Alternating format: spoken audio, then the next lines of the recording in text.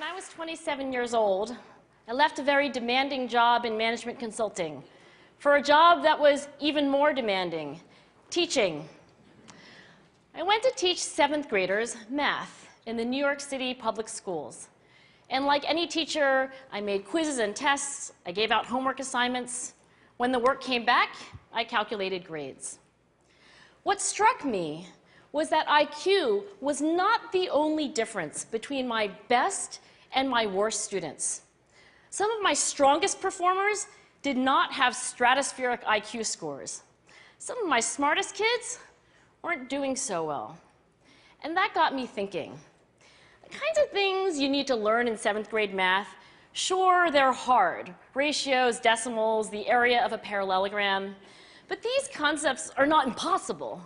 And I was firmly convinced that every one of my students could learn the material if they worked hard and long enough.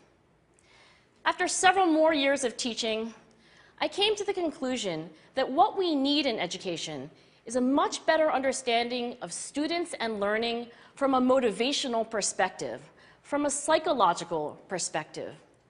In education, the one thing we know how to measure best is IQ. But what if doing well in school and in life depends on much more than your ability to learn quickly and easily? So I left the classroom and I went to graduate school to become a psychologist. I started studying kids and adults in all kinds of super challenging settings. And in every study, my question was, who is successful here and why? My research team and I went to West Point Military Academy. We tried to predict which cadets would stay in military training and which would drop out. We went to the National Spelling Bee and tried to predict which children would advance farthest in competition. We studied rookie teachers working in really tough neighborhoods, asking which teachers are still going to be here in teaching by the end of the school year. And of those, who will be the most effective at improving learning outcomes for their students? We partnered with private companies asking which of these salespeople is going to keep their jobs and who's going to earn the most money. In all those very different contexts, one characteristic emerged as a significant predictor of success. And it wasn't social intelligence, it wasn't good looks, physical health, and it wasn't IQ. It was grit. Grit is passion and perseverance for very long-term goals. Grit is having stamina.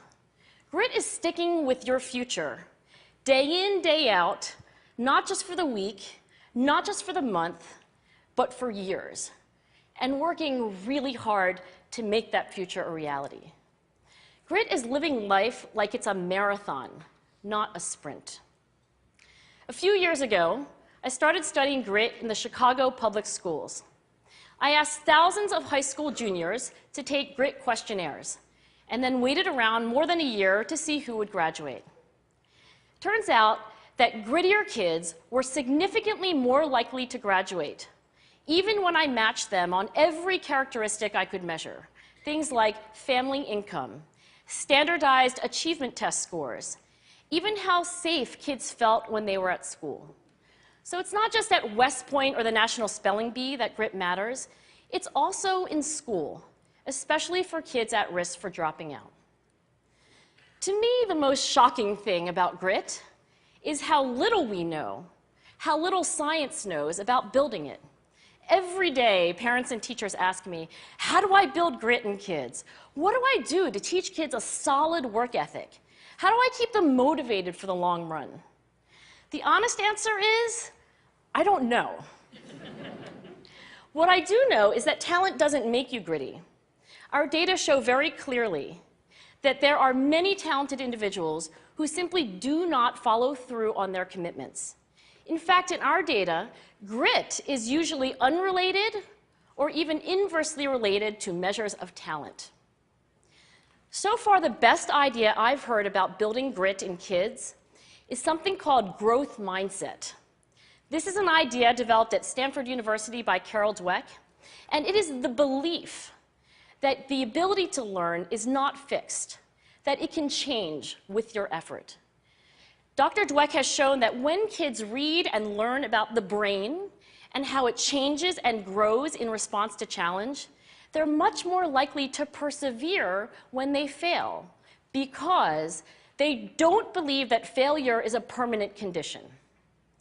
So growth mindset is a great idea for building grit, but we need more. And that's where I'm going to end my remarks, because that's where we are. That's the work that stands before us.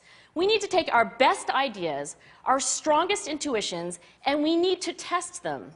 We need to measure whether we've been successful, and we have to be willing to fail, to be wrong, to start over again with lessons learned. In other words, we need to be gritty about getting our kids grittier. Thank you.